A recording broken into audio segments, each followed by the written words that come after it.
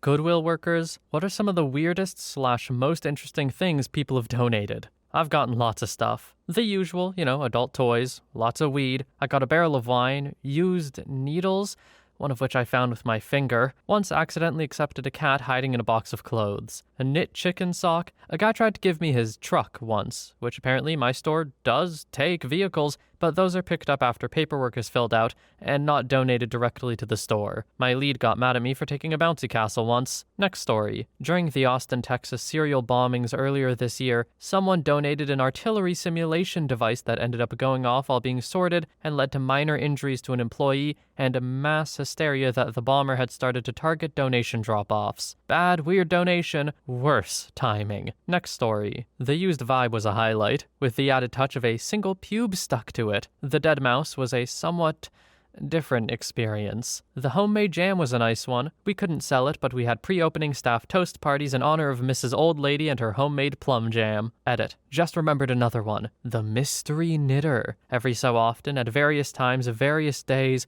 a bag would appear. A nondescript white bag full with white tissue paper on top. In the bag would be beautifully knitted baby wear, cardigans, hats, booties, all different sizes and colors, all hand knitted with the same talcum powder scent. We tried to stake the front of our shop to find out who did it, but we never did. I still go in for a chat and a rummage, and the mystery knitter is still at it. We like to think of some wee old lady lurking around until the coast is clear, then finagling the bag into the shop and leaving the scene unnoticed. That is a super sweet anonymous donation, because these are things people will absolutely need, so I'm glad they're getting out there. I'm sure the person dropping it off feels pretty good too. Huge win-win if you ask me. I hope the mystery knitter is never unmasked. Next story. We got a winter jacket with a lice comb and an extremely old hard-boiled egg once. My coworker took the egg out back and chucked it, which is how we found out about it being hard-boiled. Also, people have accidentally donated their groceries before. That's always interesting. Next story. I have a different take on the Goodwill gold. And also, after reading this thread, ew, gross. My area of expertise is instruments, and occasionally people donate incredible antiques. There are many dealers who watch these, so it's not like you can go find one on the shelf for $50. But recently, for example, someone donated an amazing German cello from a respected maker made around the 1750s. Even without being able to take a good look at it, at auction, it could have gotten anywhere from $5,000 to $30,000. But beyond the monetary value, imagine the history of an instrument that old, outliving so many of its players, being played in courts and concert halls before electricity could light them, being made completely by hand. Even the source trees were cut down by hand, and horses pulled them to a mill, performance after performance for over 2.5 centuries, all to end up being given to the Goodwill. It sort of short-circuits my mind a little bit to think about how we lived then and how we live now,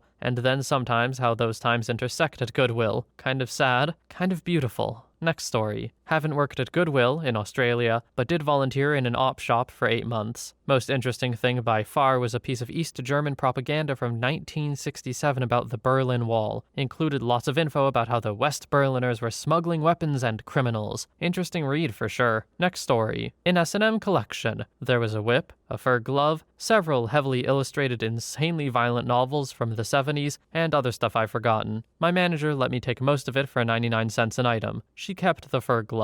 OP, back up a bit? What do you mean you took most of it? I feel like you have to explain which parts you took, man. And I'm not judging, but it was an interesting thing to just sneak in there. Next story. I used to work at Value Village, and one day somebody brought in an entire truckload of machines used in a convenience store. You know, those hot dog rollers, Slurpee machines, warming cases, and surprisingly, they ended up selling them. Next story. A book with a Bible for the deaf written across the cover, while the rest of it was written in Braille. They kinda missed the point with that one. Next story. I worked in the sorting area for a month sorting electronics. It was mostly crap, but I did get this big RC robot that shot little rockets. The guy across from me did not find it as amusing. Also plugged in an old drill, which promptly tripped a fuse in the warehouse. Next story. Years ago, my grandfather worked in an unclaimed airport baggage store, fixing and tinkering with electronics. He had a larger portable radio come in that didn't work and started to take it apart. The entire inside was stuffed with weed. Oh, that radio worked all right. Just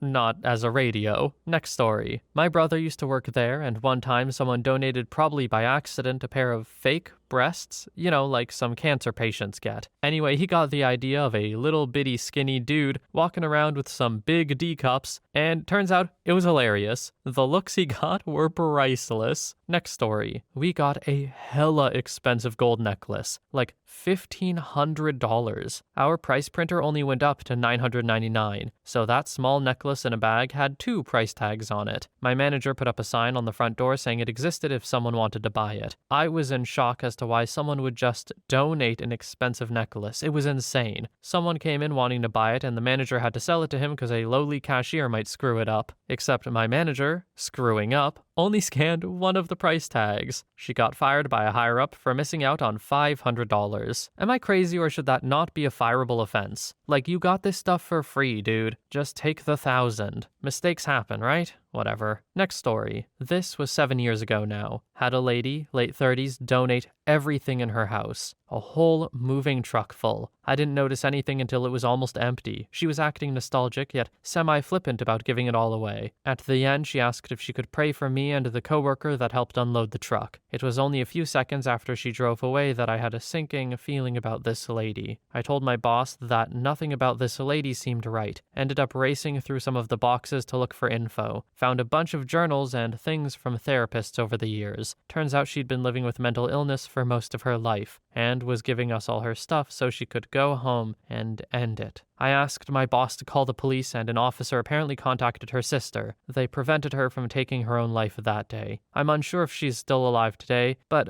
I hope she wasn't mad at me for trying to help. Next story. I used to work at a place in Canberra called The Green Shed. Place was pretty eye-opening. It's attached to the council transfer station where people dump things for landfill. You drive in, to dump you turn left, to recycle your appliance, furniture, or whatever you turn right to the Green Shed and drop it off for free. The stuff is then resold very cheap to the public. It looks and feels very charitable and good for the environment. Turns out the place is privately owned, and Canberra turning over something like 60% of its population every year due to all the politicians, military, and government personnel on annual contracts, and with all of these individuals highly paid, you get a surplus of near fully decked out apartments because the guy has to move back to Melbourne in 2 weeks and he just wants to donate all his stuff to a charity instead of selling it. New 60-inch TVs in the box, all sorts of things. And everyone in Canberra believes this place is a charity. They're turning over about $2 million a year and have almost no running costs. It gets crazier. They have a pickup service. I went to pick up a fridge from a girl who was moving interstate the next day. She gladly paid us $100 for the privilege of donating her fully operational fridge that we immediately tested and tagged and sold for $80 about 2 hours later. Many times I would pick up entire households worth of furniture and appliances and still somehow charged the customer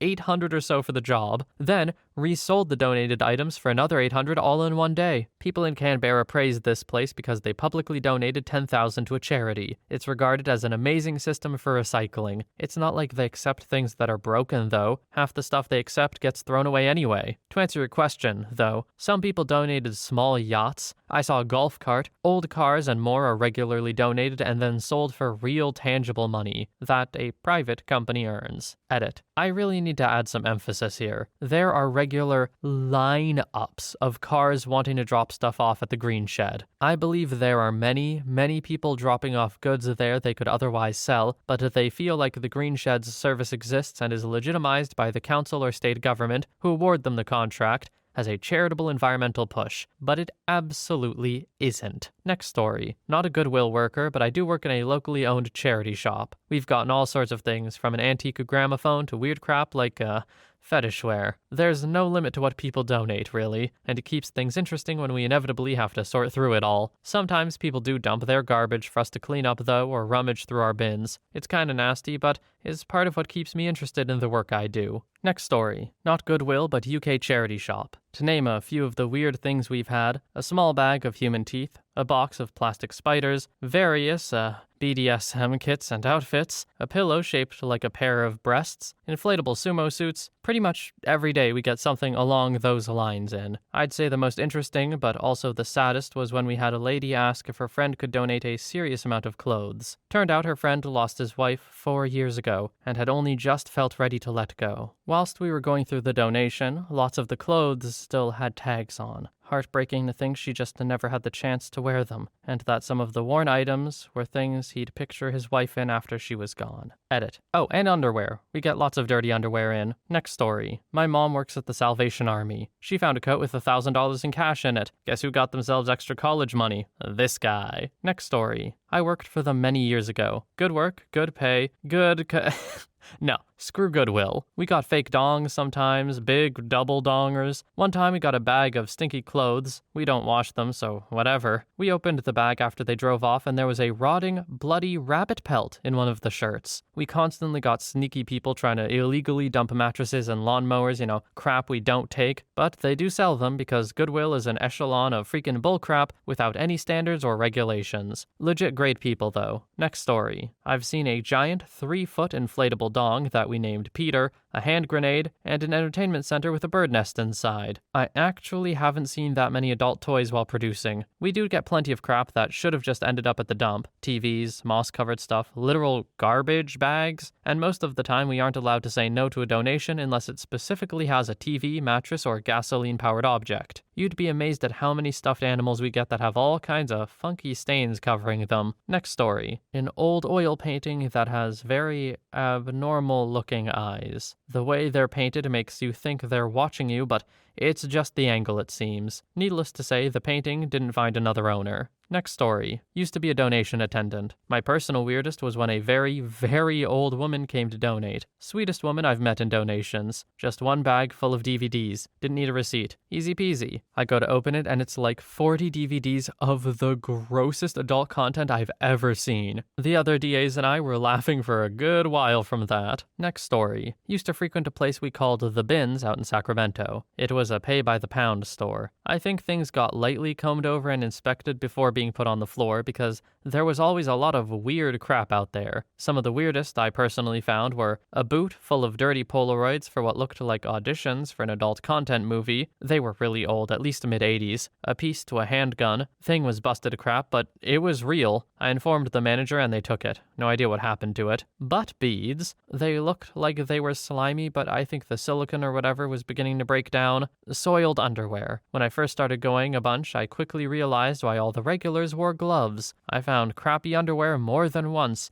Pretty nasty. The fact that there even are regulars to a place that has that? Nah, I'm not interested. But Godspeed to all of you, I guess. If you told me there would be 0.5% chance to touch dirty underwear, I would not be sticking my hand in that bin. Even for a 0.5% chance, absolutely not. And I have a feeling the odds were a lot worse than that. Next story. So I've posted this in another thread a year and a half ago, but it's still relevant. I was a lead at a Goodwill until about last summer, but man, the stuff we would see. Box full of used adult toys, a Peter meter, a really tall shot glass to measure dong size with, fully loaded guns, and ice at least 3 times. The drug, not the water. And my personal favorite was our poor dead guy, Gregory. He's a box of ashes that we have to keep in the cash room because we have to wait for loss control or whoever to pick him up. He's been with us for over a year now because no one from corporate ever takes him, and myself and quite a few coworkers are very fond of him. Anytime we get a new cashier, we make sure to introduce them to Greg. And anytime something weird happens, well, it was probably Gregory's ghost. Next story. We once had someone donate a guillotine. I think we sold it for $30. Okay, it was a magician's guillotine, but still, a rather unusual donation. Next story. Picked up a bunch of stuff from a girl's house as she was moving out. Bed, furniture, cartons of household goods, and suitcases. One of the suitcases was full of adult toys and bondage gear and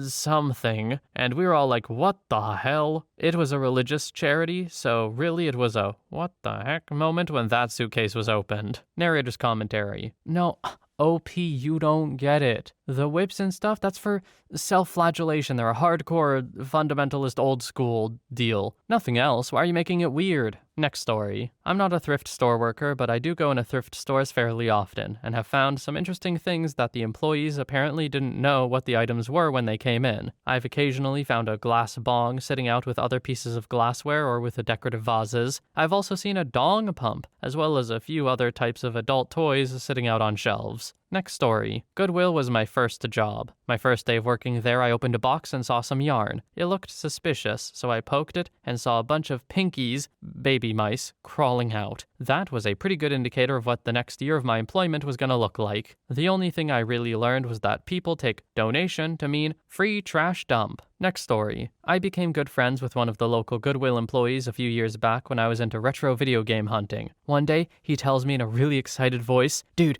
don't make it super obvious. Look in the cart I'm sorting through." Inside was this beat-to-crap Walther PPK with the bluing worn off from years of use that looked so freaking cool. I asked him if I could buy it, but he told me Goodwill has a strict turn guns into the police policy, and his boss had already been informed about the gun by a coworker. He just wanted to show me because he knew I would lose my mind over it like he had. I've found a bunch of other rare, interesting things since then, but I really wish I'd somehow gotten my hands on that Walther. Next story. My friend and I were headed home from a day of skiing, and he forgot to buy his girlfriend a birthday gift. We scrambled to the nearest Goodwill we could find and combed the shelves for something to get her. We were quite dejected and couldn't figure out what would suffice, when out of the corner of my eye I spotted a signed picture of Vin Diesel in an elegant frame, staring up at me through the glass of the display case. The price, you ask? A paltry $11 scored him the ultimate gift for his beloved. They broke up a week later. They broke up, but I have to know, did she keep the Vin Diesel? Or was that thrown back in his face when they broke up? For some reason, I feel like the latter is more likely. Next story. One time I was shopping at Goodwill and found a $200 infrared thermometer for $3 because the person who donated it couldn't figure out how to change it from Celsius to Fahrenheit and thought it was broken.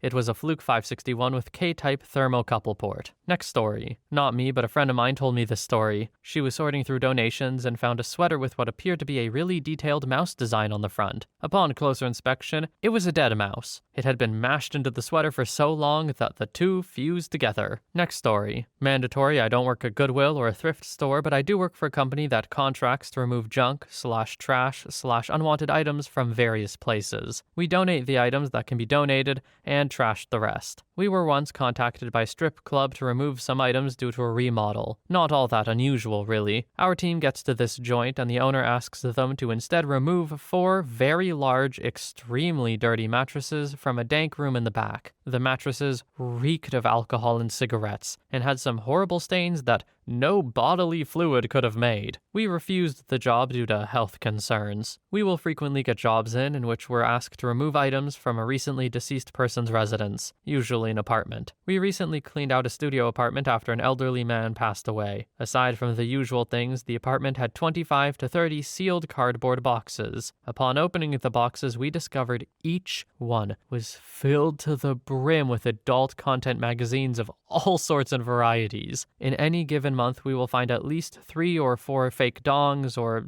intimate toys. And they're always dirty. We also find numerous undergarments, like bras, panties, and underwear, both men's and women's. These, too, are usually very dirty and would gag the most battle-hardened bug. On the other end of the spectrum, you wouldn't believe the sheer amount of valuable stuff people throw out just because it's causing clutter. This includes things like a brand new all-clad cookware set, valued at $1,200, countless computers and monitors, furniture that is both high quality and in perfect condition, jewelry, tarnished silver, and even rare items such as paintings and artwork. Next story. I had to do 100 hours of community service, so I chose Goodwill. Not a bad place to do it, other than the actual employees treat the volunteers like crap. Anyway, some of the fun stuff I saw was an unopened package of novelty glasses from the 70s. When you put your cold drink in them, you get to see the ladies lose their clothes. I wanted to snag those, but the manager brought them to his office. One woman would show up every weekend and donate the trash from her car. Think fast food wrappers and junk mail. We would have to take it, and then it got thrown away right when she left. The one that stuck with me was some creepy guy walked up to the donations area, asked if we take underwears, and I said we did, so he came back with one small bag of underpants. He replied, "Here's the underwears." I put the bag with the rest of the clothes. Halfway back to his car, he turned around and came back and asked if I kept the underwears.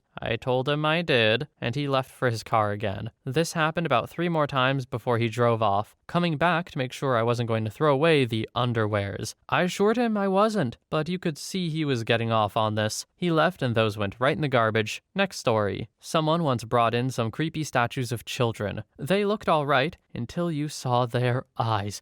Oh God, their eyes. They were indentations made by the artist's fingers, so they looked gouged out. Apparently, they were made by some famous person. They came with certificates as though someone would actually want those things. I tried so hard to find the name of the statues and artist, but can't find it, and it's driving me crazy. Anyone know who it is? Update. Found it. Look up sculptures by Lee Bortin. Bortin. After hours of searching creepy sculptures and surfing eBay, I now have nightmares, and Google will keep fueling me with ads about them. Yay. Yeah, life pro tip, if you don't want something haunting your Google ad services, you better not look it up, because that will stick for a while. Take it from me. Next story. After a year working there, I became kind of immune to the adult toys and nasty things, so really it's the cool or unusual things I remember. I definitely found an urn with a collar on it with a cat's ashes, and I also found 2 very small preserved sharks. Not sure what kind they were, but they each fit in a regular mason jar full of what I think was formaldehyde. The sharks were in separate jars, not 2 crammed into one. I also found a taxidermy cat head, I think. Next story. I was looking around at a thrift store and opened up a cabinet. It still had several photos in it, a truancy letter, and a personal letter written from a daughter to her father. It felt so weird reading this person's thoughts and looking at their memories without ever knowing them. Next story. I worked for the 13th largest church in the USA's donation store. I was head of customer relations and items specialist. I've found everything from adult toys, ancient family photos,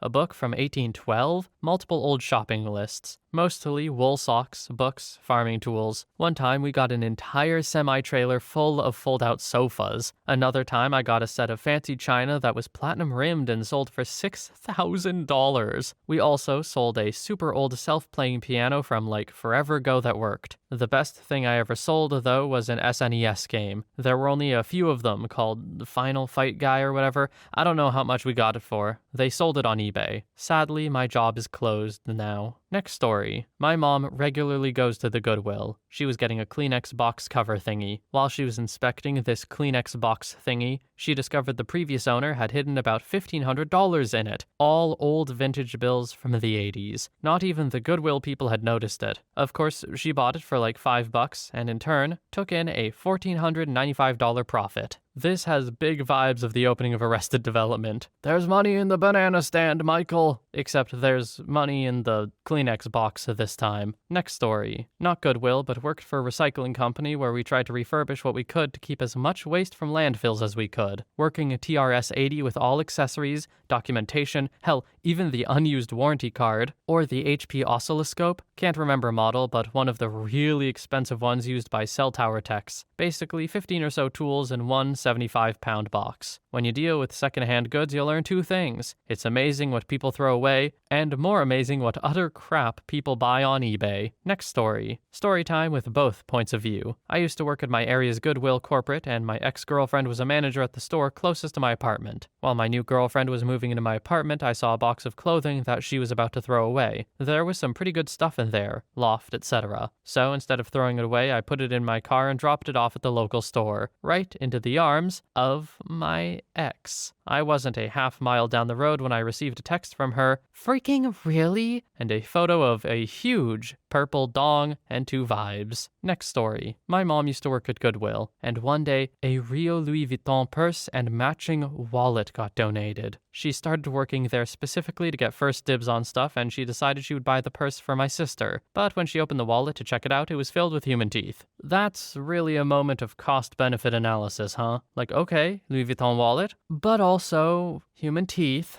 Okay, well, we can take the teeth out, but then my wallet has had a bunch of human teeth in it, and I don't know how to feel about that. I wouldn't be sure either. Next story. Adult toys, a drug pipe, weed, but the worst came from a guy in his 60s. He had been caught boning some other old dude on his front lawn. The police went into his house and saw his shrine to Justin Bieber and other famous teen boys. I'm not sure the logistics, but a condition of his probation was he had to get rid of everything. I think he had jail time for public boning, but he wasn't in long enough for child adult content charges, so I'm not really sure how this worked, legally speaking. So he donated it all. I'm talking like 100 Justin Bieber dolls still in the box, NSYNC dolls, High School Musical dolls, Bieber shirts, pillows, a Bieber wall clock, books, DVDs, and so much other random eBay stuff. He had probably 300 plus Teen Bop type magazines all in protective sleeves. He had like 30 eBay packages that were never even opened. He even had everything inventoried. It took him 3 trips to donate all of it. It was so creepy. We put it all out for a few weeks, then the stuff that didn't sell we packed up and put in our back room to save for Christmas. These were all young Bieber dolls, and this was well after he had shed that wholesome boy image. They weren't in great demand since they were old. It sucked having to bust them all back out 6 months later and try to sell them again. It was a whole thing. Next story. Obligatory, not Goodwill. I was a volunteer for some time at the Red Cross in my town. It was the summer between me moving from school to college, and I didn't really have much to do. I decided to volunteer at this charity shop. A few weeks go by as normal. Easy job, cool people. But then we get an anonymous donation dropped to us. So typical procedure is to actually bring everything in the shop and sign it over, but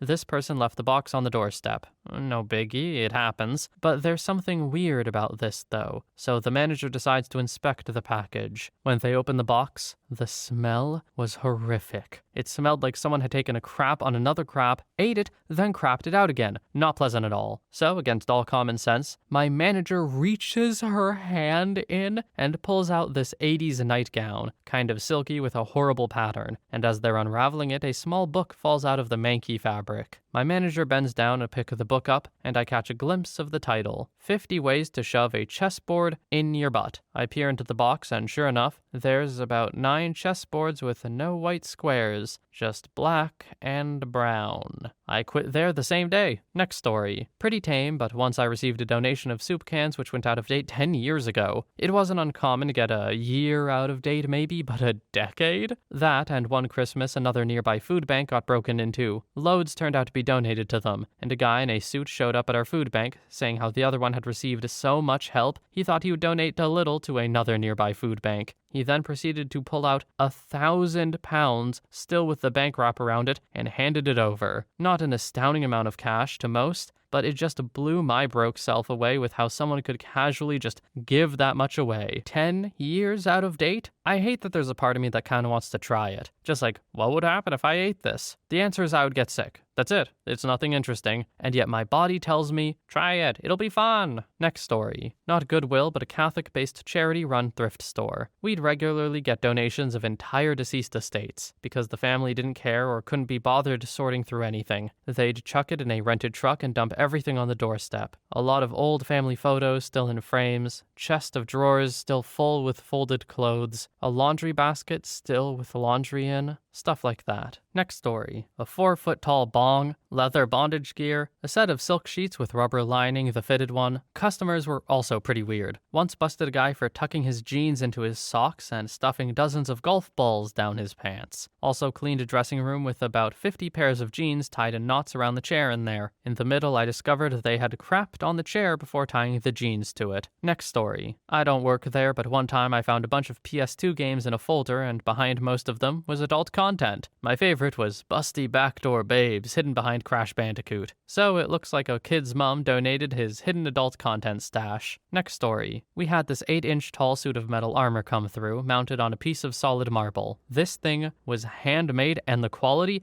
if a little beat up, was comparable to that of fine artisanal blacksmithing. It was immaculate. Even better was the fact that if you lifted the beaver, voila, a flame appeared. The entire setup was a lighter. After the price of $80 was tentatively put on it, we took it out to the front counter where there was a display cabinet for collectibles. It never made it there. A customer at the counter thought it was neat and paid the full price on the spot. Next story. I didn't work at Goodwill, but I did work in the donation center of a value village for about a year. We received an adult swing on 2 separate occasions. It was pretty uncommon to go a week without getting a donation with some form of adult toy in it. Vibes were unfortunately pretty regularly sold as personal massagers. They very rarely stayed on the shelf for more than 48 hours before being purchased. It's definitely not a job I miss. Next story. People donate really weird things. Here's a small selection. Quite often we would receive a bag of clothing which had adult toys included, like Tarzan vibes, butt plugs, and flogging whips. The funny part is, it's all in a really conservative part of the country. So conservative that people don't actually have TVs. I remember distinctly a woman donating a bag of clothing, and as soon as my my colleague opened the bag, she turned bright red. Turns out a complete selection of BDSM-related items were in there, a speculum and various whips. We had a good laugh, but she felt really embarrassed. Also, someone donated a complete 10-ton concrete fountain, complete with 2-meter-tall statues, a casket originally belonging to a guy who liked role-playing as a vampire, sold it to a woman who had to bury her 2 dogs, uncleaned plates with food scraps attached, made sure the guy felt terrible about even considering to donate, an ostrich, probably from someone who bit off a bit more than they could chew at his or her taxidermy hobby, a garden leprechaun collection. We had about 60 of those creepy little statues around. One of the most valuable things we got in was a Cartier brooch set. Turned out that it was worth around 5,000 euros. Next story. It's not unusual for people to make drop-offs after the store closes. Those donations sit outside until the next morning. A few summers back, someone dropped off a freezer that had been chained shut and locked. It sat outside all night, leading the contents to melt and start leaking out. The next morning, workers come in to see this freezer chained shut that had been dripping